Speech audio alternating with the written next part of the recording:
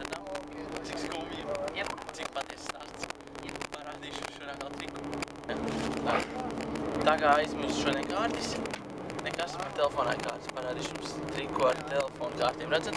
Te ir daudz dažādas kārtas visādas. Redzat? Jā. Visādas, ja?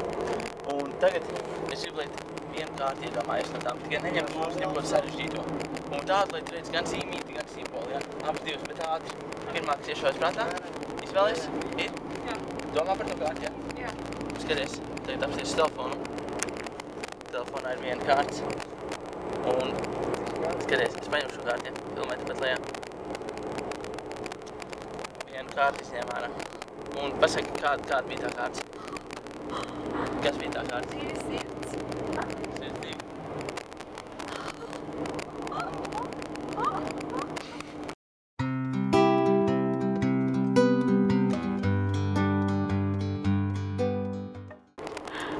Šodien būs atjautības uzdevums. Ierakstiet komentāros, kā jūs domājat, kāda ir atbilde.